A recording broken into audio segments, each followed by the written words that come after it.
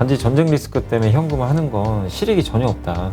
러시아 수출하는 비중이요, 전체 수출에서 1.5% 정도예요. 그래서 아주 많진 않아요. 우리나라 기업들이 러시아에 수출을 못한다, 그 극단적으로 가정을 했을 때 매출, 그 러시아에 반도체 수출하는 규모가 전체의 0.06%입니다. 댓글창에 알레님, 오늘 한전 매도 리포트가 나왔는데 6% 상승. 그거 왜 그러냐면요. 그 아마 리포트는 이제 실적이나 이거 보고 한 거예요. 근데 이제 주말이나 그 전에 미리 썼겠죠. 썼고 그렇죠. 이제 발간 날이 오늘 같은데, 근데 이제 문재인 대통령이 얘기를 했잖아요. 원전을 기조 전력으로 이제 앞으로 수십 년간 활용하겠다. 그래서 많은 분들이 이제 드디어 탈원전이 끝났나? 탈원전 정책을 바꾸나? 이런 얘기들을 많이 하시는데, 요건 이제 제 얘기는 아니고요. 그 저희 당사에 남인식 연구원님이 이쪽 원전 담당이에요. 그래서 오늘 보고서가 저희 회사에서 나온 게 있어요. 근데 그 정책과 관련해서 한번 좀 말씀을 해드리면 뭐냐면, 이번에 얘기했던 거는 뭐 신고리 원전 이제 가동이 중단됐던 것들, 그걸 재가동을 하거든요. 이제 다시 그 정상화 돼가지고, 그거는 원래 계획에 있던 거라고 합니다. 근데 신거리 원전 중에 2개가 건설을 하다가 중단된 게 있어요. 지금 그거를 공사를 재개해야 돼요. 그래야 탈원전 정책이 바뀐다, 이런 의견을 줬어요. 그래서 그러니까 문재인 대통령의 의견이 예전보다는 분명히 원전 쪽에 좀 더 친화적인 건 사실이지만, 탈원전 정책이 이 발언 때문에 이제 탈원전 안 하겠습니다, 이건 아니거든요. 그러니까 그걸 봤을 때 너무 이제 우리나라 원자력 발전 정책이 바뀌는구나, 이렇게까지 너무 확대 해석할 필요는 저는 없다. 저도 이렇게 말씀 좀 드리고 싶고, 다만 그 신고리 이제 새롭게 지어서 지금 중단했던 원전 같은 경우, 지금 이재명 후보 같은 경우는 그거 국민 여론을 다시 수렴을 해가지고 다시 이제 원전을 건설을 재개할지 그 의견을 모아봐야 된다, 이제 그런 공약이 있고, 그다음 윤석열 후보는 다시 원전을 재건설해야 된다, 이런 쪽이에요. 그러니까 좀 더 원전에 약간 우호적인 쪽이죠. 그래서 3월 9일 날 선거 결과에 따라서 또 한 번 이 원전주가 휘청일 수도 있어요. 그러니까 급등할 수도 있고 떨어질 수도 있는데 변동성이 이제 커지는 거죠. 그렇기 때문에 한번 이 선거 이후의 흐름을 좀 한번 살펴보시는 게 좋겠고, 어쨌든 지금 저는 단기적인 관점에서 원자력 발전 수혜주들은 오히려 비중을 줄여야 된다, 이런 뉴스 때문에 좀 올라간 거기 때문에. 근데 크게 보면 저는 원자력 발전을 좀 긍정적으로 보고 있어요. 왜냐하면 이건 우리나라를 떠나서 전 세계가 지금 이번에 쇼크를 받다 보니까 원자력 발전이 가장 지금 빨리 할 수 있는 대안 중에 하나거든요. 그렇죠. 지금 전력이 부족하잖아요. 천연가스도 못 쓸 수도 있고, 러시아가 이렇게 나오면. 그래서 유럽에서도 원자력 발전을 많이 지을 가능성이 높아졌기 때문에 장기 그림은 좋지만, 지금은 어쨌든 대통령 발언 그냥 하나로 너무 지금 급등을 했기 때문에 오히려 지금은 좀 그 단기적으로는 비중을 줄이는 게 맞지 않나, 저는 그렇게 생각하고 있습니다. 네. 일부 분들은 이제 시작인가 보다, 이렇게 생각하시고 그럴 수도 지금 있죠. 뭐 고점이라도 좀 들어가 보자 생각하실 수 있거든요. 근데 원자력 발전이 왜 어렵냐면요, 제대로 이익 내는 기업이 별로 없어요. 원자력 기대감만 있고. 그리고 실제로 원자력 발전을 지금 재가동하는 거지, 재가동한다고 이익이 늘어나는 건 아니거든요, 당장. 특히 한전기수, 한전 KPS는 원전을 새로 지어야 이익이 나요. 그리고 두산중공업도 마찬가지잖아요. 거기에 터빈 같은 거 넣으니까. 그래서 가장 중요한 거는 원자력 발전을 우리나라에서도 다시 재건설하느냐. 이게 되면은 그때는 진짜 중장기적으로 굉장히 탄력적으로 갈 수 있는데, 지금은 그 정도까지는 아직 결정된 게 아니거든요. 그래서 아직은 그냥 기대감에 의해서 좀 올라간 거니까 단기적으로는 저는 좀 오히려 현금화하는 것도 좋다. 근데 한국전력은 사실 원자력 발전 수혜주라고 좀 불리기도 좀 애매하긴 한데, 어쨌든 주가가 정말 많이 빠졌잖아요. 그 적자도 꽤 보지 않았나요? 적자 이번에? 너무 많이 받고, 이번에 그리고 석탄 가격이나 석유 가격 올라가면 피해를 많이 봅니다.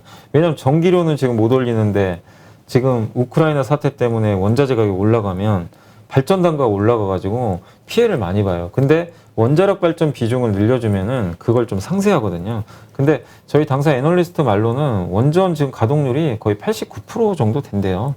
그렇기 때문에 이번에 그 재가동으로 인해서 크게 수혜받는 부분은 없다고 봅니다. 근데 저는 아무튼 한전은 굳이 여기서 뭐 비중 줄일 필요는 없다. 왜냐면 다른 원자력 발전주가 막 급등할 때 한전은 오른 게 없어요. 다른 기업들은 막 급등할 때도. 그래서 한국전력은 워낙 지금 눌려 있으니까 좀 보유를 하시는 것도 저는 괜찮다, 있다라고 말씀드리겠습니다. 예.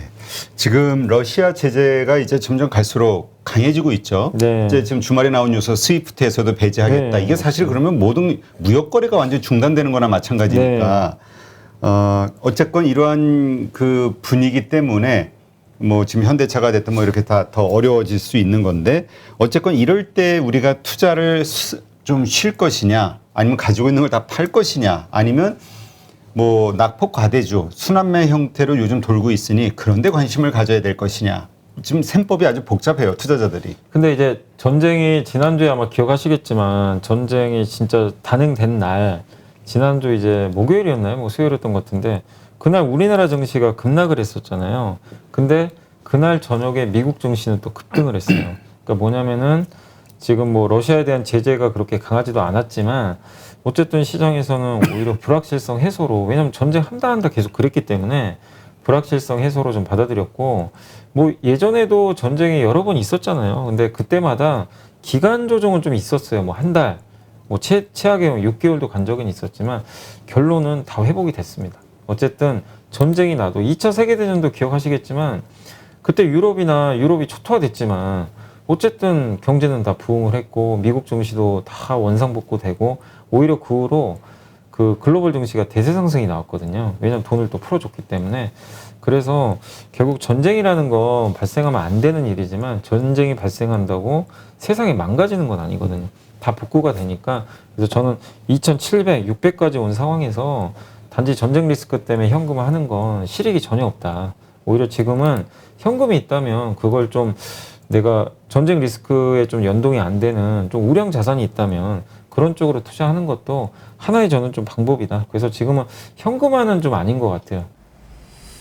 안녕하세요. 815 모니톡 시청자 여러분. 이베스트 투자증권의 염승환 이사입니다. 2022년도 주식시장 전망과 투자 방향이 담긴 요약집을 제가 직접 작성하였으니 새로운 투자를 준비하시는 마음으로 꼭 한번 읽어보시기 바랍니다. 신규 발간된 2022 트렌드 요약집을 받을 수 있는 방법을 알려드릴게요. 요약집은 이베스트 투자증권 계좌를 처음 만드신 신규 고객님이라면 누구나 신청 가능합니다. 계좌 개설하는 방법 안내해 드릴게요. 먼저 플레이스토어, 앱스토어에서 이베스트 모바일 앱을 설치하신 후 다이렉트 계좌 개설을 진행하시기 바랍니다. 계좌 개설 시 개설점은 반드시 다이렉트로 선택하셔야 합니다. 마지막으로 이벤트 코드란에 815를 입력하시면 이벤트 신청이 완료됩니다. 이벤트 신청 고객님께는 요약집뿐만이 아니라 주식 투자 시 바로 사용 가능한 주식 상품권 5,000원권도 저희가 입금해 드리니 참여하셔서 혜택 모두 꼭 받아가셨으면 좋겠습니다. 2022년 주식시장 전망과 메가 트렌드 산업 내용, 주식 트렌드 요약집에서 꼭 확인해 보세요.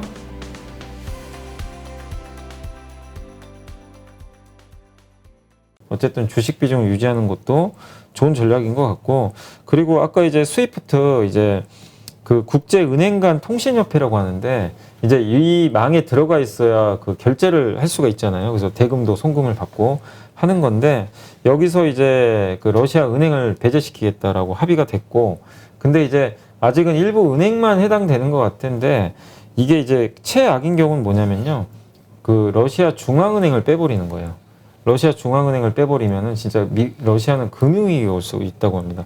근데 러시아가 금융위기가 만약에 발생을 하면 러시아 특히 유럽이 좀 문제가 심각해지죠. 그렇죠. 여기서 이제 그 천연가스나 이런 것들 공급 못 받고 우리나라 자동차 회사들도 영향을 좀 받을 수 있잖아요. 루블화 가치가 폭락을 하니까.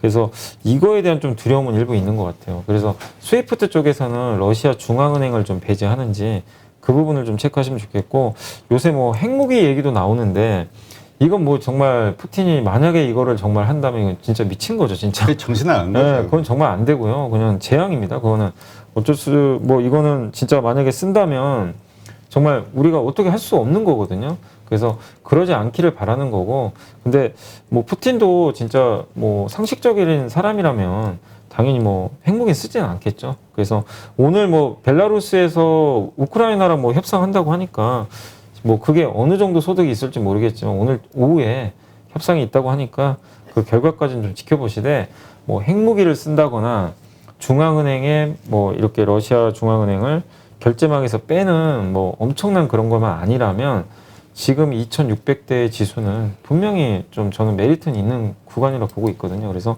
현금화보다는 오히려 비중을 조금씩 늘리는 게 좀 맞지 않을까라고 보고 있습니다. 네. 근데 이번에 그 우크라이나 대통령, 네. 우크라이나 대통령 좀 저도 좀 코미디언 출신 해가지고 좀 약간 예, 맞아요. 뭐라 그럴까 무능하게 좀 네. 봤는데 위기에 그 진가가 나온다고 되게 그렇죠. 그 리더십을 강력하게 발휘하는 것 같아요. 그러니까 러시아도 네. 좀 당황하는 것 같아. 네. 지금 나오는 뉴스 보면. 그러니까 대부분의 그 언론도 그렇고 오히려 우크라이나 대통령을 좀 약간 비하했고 뭐 그렇지. 코미디언이라고 좀 평가절하한 데다가 뭐 우크라이나 전력도 약해져서 3일 만에 뭐 키예프가 함락될 줄 알았는데 전혀 지금 반대 양상이고 오히려 도망가지도 않고 정말 굳건히 항전하는 것 같고 오히려 진짜 멋있더라고요. 그런 모습들이 국민을 저버리지 않고 근데 그런 지도자가 그런 걸 보여주니까 오히려 우크라이나 국민들이 오히려 결사항전을 하는 것 같더라고요. 그래서 이게 전쟁이 생각보다 이렇게 좀 쉽게 끝나지 않고 좀 오래 갈 것 같고 어쨌든 제일 좋은 건 그 우리가 기대하는 거는 더 이상의 민간인 피해 없이 러시아와 우크라이나가 협상으로 끝내면 좋거든요. 그치. 예. 근데 그러길 좀 바라고 있는데 그래서 그 첫 관문이 오늘이니까 오늘 그 벨라루스에서 회담을 어쨌든 좀 잘 지켜봐야 될 것 같습니다. 하여튼 그 빠르게 우크라이나를 점령하면서 이제 뭔가 다음 수순으로 넘어가는가 전쟁 상황이 그냥 더 악화되지 않고 네, 맞습니다. 이게 예. 세계 경제 흐름에 좋은 것이냐 아니면 이렇게 버텨가지고 이게 장기화 가는 게 좋은 것이냐 이게 잘 모르겠더라고요. 이게 판단하기가. 그러니까 사실은 이제 주식시장 측면에서 보면 빨리 끝나는 게 당연히 좋긴 한데 지금 분위기 봐서는 러시아도 쉽게 좀 끝내기는 어려운 것 같고 하루에 뭐 200억씩인가요? 돈이 나간다고 하더라고요. 러시아도 이게 그 주둔할 때마다 비용이. 근데 러시아가 그렇다고 돈이 많은 나라는 아니에요. 그렇죠. 예, 그래서 시간 끌수록 당연히 러시아는 불리할 수밖에 없고 우크라이나한테 유리한데 어쨌든 두 나라가 좀 합의를 했으면 하는 좀 바람이고 그리고 장기화된다고 해도 어쨌든 뭐 러시아에 대한 제재가 이 정도 수준에서만 그냥 머문다면은 증시에 이미 이런 부분들은 주가에 충분히 또 반영을 했고요. 또 우리나라가 러시아 수출하는 비중이요. 전체 수출에서 1.5% 정도예요. 그래서 아주 많진 않아요. 10위권 정도 되긴 하는데 우리나라 전체 수출 그 국가들 중에서는 10위 정도라고 하더라도 비중이 1.5%라서 엄청난 비중을 차지하는 건 아니니까 우리나라 경제에 엄청나게 뭐 심각한 타격을 주지는 않습니다. 이게 진짜 미국이나 중국에서 발생한 문제라면 어마어마한 문제가 그렇지. 되겠지만 러시아는 그 정도 급은 아니거든요. 그래서 너무 증시에 좀 공포감은 좀 갖지 않으셔도 되지 않을까라고 생각을 합니다. 그러나 어쨌든 현실적으로 지금 에너지 가격은 급등하고 있단 네. 말이죠. 이제 이래서 이제 지금 정유주라든가 이게 에너지주에 관심을 가져야 될 때냐. 네. 사실 또 그동안 좀 오르기도 했고. 네. 어떻게 보세요? 에너지주들 같은 경우 근데 우리나라 에너지주들은 지금 주가가 거의 못 가고 있습니다. 왜냐하면 S-오일도요. 이게 분명히 호재거든요. 호재인데 주가가 지금 전혀 움직이질 않고 있어요. 그래서 한번 봐드리면 이게 S-오일 주가 차트인데 아니 그 우크라이나 전쟁이 났는데도 국제유가 이렇게 급등하는데도 전혀 반영을 못하고 있어요. 이 이유가 뭐냐면 외국의 그 미국의 이제 그 쉐브론이라든가 엑손모빌은 그 원유를 직접 이렇게 그 채굴 해가지고 직접 이제 그거를 또 판매를 해서 또 돈을 버는데 이걸 업스트림이라 그래요. 그러니까 자원 개발을 직접 해요. 그 비중이 꽤 높아요. 그래서 원유 가격이 올라가면은 그 이익이 급격하게 늘어난다고 하는데 우리나라 S-오일이나 SK이노베이션은 원유를 수입해 와요. 수입한 다음에 정제를 해가지고 휘발유 경유로 팔거든요.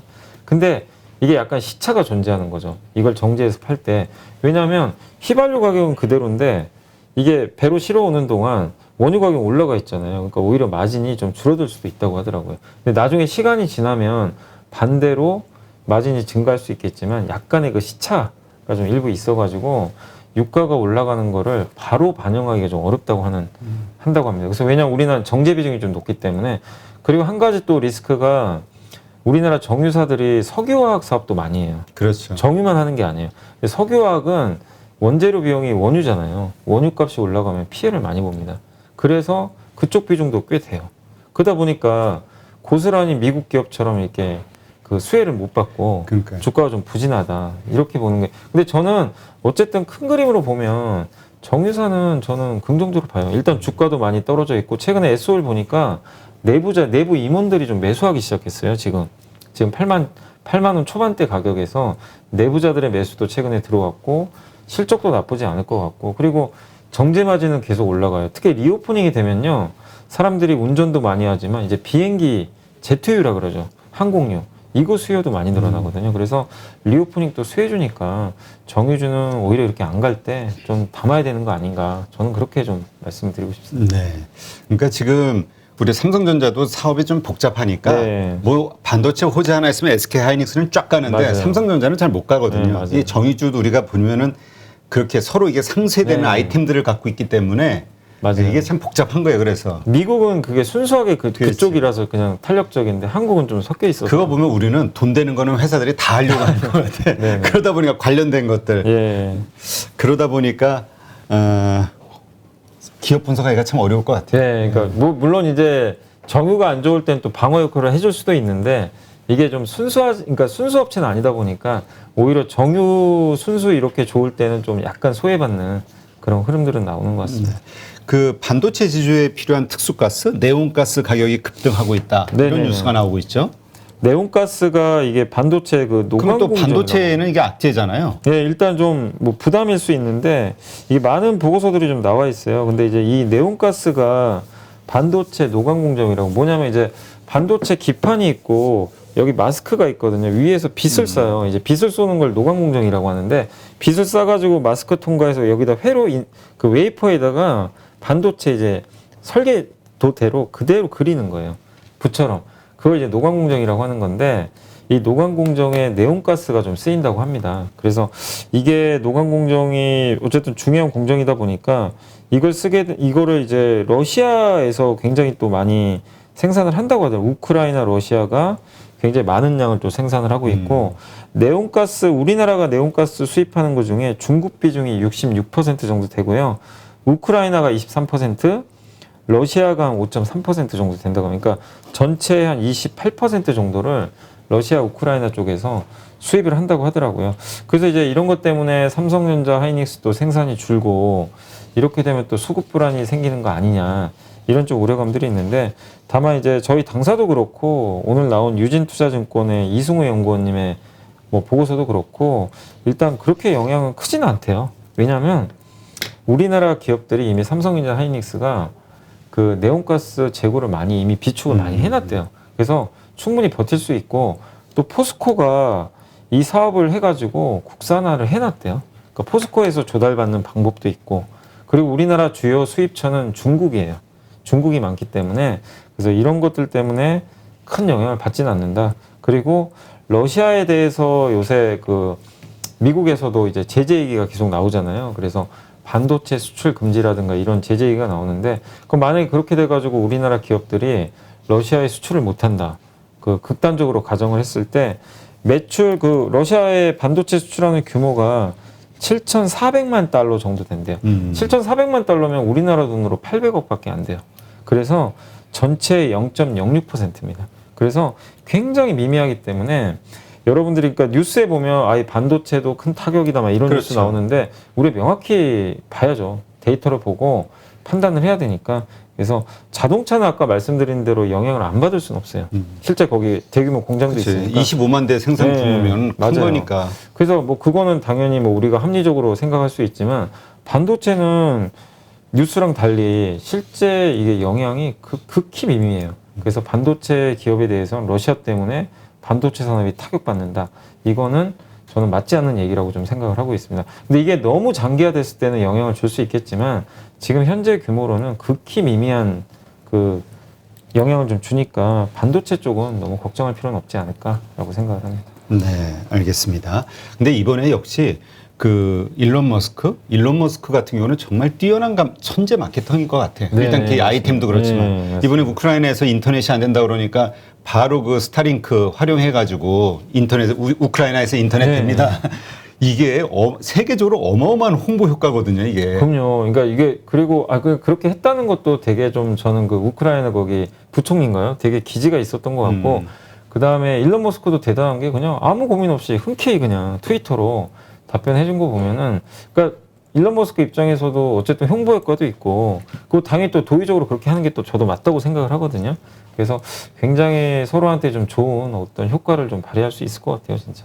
아 진짜 스타링크는 언제 상장하는지 모르겠어. 그러게요. 우리 우주항공주 하면은 딴 거 뭐 있나? 그게 사실 오리지널이지. 네. 그러니까 우리나라 기업들도 지금 이제 우리나라 이제 보통 정부 주도로 인공위성을 쐈는데 앞으로 이제 민간 쪽으로도 많이 발사를 할 거예요. 근데 우리나라 기업들도 인공위성 어쨌든 기술도 좀 갖고 있고 6월 2일로 날짜가 나온 것 같더라고요. 제가 보니까 누리호 발사가 이제 결정이 됐습니다. 그래서 지난번에 실패했지만 이번엔 좀 성공할 가능성이 전 높다고 보거든요. 그래서 한번 그 우주항공 기업들도 천천히 좀 너무 올라갔을 때 사지 마시고 좀 소외받고 있을 때 한번 지켜보시는 전략 필요할 것 같습니다. 오늘 아까 보니까 뭐 우주 뭐지 한화 에어로스페이스인가 뭐 야, 오늘 많이 갔어요. 네, 뭐 여러 가지 하여튼 우주항공주들이 좋은 모습이더라고요. 네. 그래서 스타링크 역할인가? 뭐 이런 생각이 얼핏 들긴 하던데 그것도 나로 사건이 나로 일부 때문에. 근데 오늘 올라가는 거는 그것 때문이더라고요. 그냥 독일도 어. 그 군비를 좀 늘리려고 하는 것 같아요. 아. 독일마저도. 지금 왜냐하면 유럽이 군비 경쟁을 안 하잖아요. 특히 독일 같은 경우는 나치 예전에 그게 있어가지고 그렇지. 유럽 국가들이 좀 불편해하거든요. 근데 지금 러시아하고 이제 우크라이나 전쟁이 발생했고 사실 이게 지금 남의 일이 아니거든요. 이게 왜냐면 저도 사실은 전쟁 날까 그랬거든요. 진짜 저는 전쟁 안 날 줄 알았어요. 저도 사실은 아니 무슨 지금 이런 시대에 전쟁이냐. 뭐 왜냐면 전쟁 나면은 그 나라 자체가 제재당해서 진짜 붕괴될 수도 있는데 근데 진짜 푸틴이 전쟁 해버렸잖아요. 그런 걸 보면은 유럽의 많은 국가들이 좀 긴장하고 있는 것 같아요. 특히 아직 나토 가입 못했던 그 핀란드라든가 이런 쪽도 뭐 러시아에서는 위협을 한다고 하는데 결국 이렇게 되면은 각 나라들이요. 우리는 우리 스스로 자주국방해야 되겠다. 이게 좀 확산될 수가 있어요.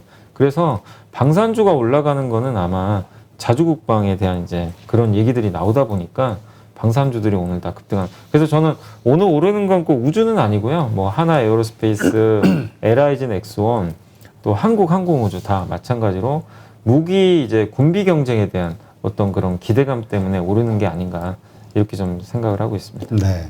하여튼 이제 그 정말 우리 이번에 냉엄한 국제 정세 아마 우리 그냥 다 실제로 본 거죠. 진짜 본 거죠. 예. 그 핵무기 탁 그 세계 제 3위인가 4위의 그 군사 강국이었는데 우크라이나가 네, 핵무기 맞아요. 뭐 다 포기하면서 다 포기하고. 미국과 러시아가 지켜주겠다라는 네. 약속을 믿고 다 해체해 버렸는데 지금 뭐 갑자기 이렇게 돼버렸어요. 러시아는 공격해 미국은 뭐 안 도와주죠. 참 이거 슬픈 거예요 이게. 예. 그래서 결국 방산업체들 입장에서는 이제 이렇게 되면 무기 구입이 늘어날 수밖에 없거든요. 근데 예. 저는 이거 보면서 야 이러면 북한도 이거 보면서 핵무기 과연 포기하겠나. 그러니까 저도 걱정이 그건 이런 게 생각이 들더라고요. 주말에 또 미사일 쐈잖아요, 북한에서. 그러니까 뭐 그냥 보란 듯이 막 싼 것 같은데, 그러니까 북한도 이런 수순이면 핵무기 포기할 가능성이 거의 없어져 버렸거든요. 그래서 한반도도 참 이게 좀 긴장 관계가, 그러니까 당연히 문재인 대통령이 굉장히 노력을 해서 풀려고 했던 거는 뭐 굉장히 긍정적인데 어쨌든 지금 분위기로는 러시아의 이런 전쟁 리스크 때문에 긴장 관계, 뭐 우리나라도 우리나라인데 또 지금 대만도 굉장히 긴장하고 있다고 하더라고요. 그치. 대만도 지금 중국하고 지금 맞닿아 있기 때문에. 예. 근데 진짜 우크라이나에서 핵무기 몇 개 있었으면 저렇게 하지도 못했을 것 같다는 생각은 들어요. 네. 막말로 이판사판 해버리면 타격이 어마어마하니까. 네, 맞습니다. 하여튼 참 이거 그네 옆집 강 건너 불구경 할 수만 없는 네. 예, 그런 우리 좀 상황이라 불편한 좀 지금 상황이죠, 이런 예, 것들이. 안타깝긴 해요.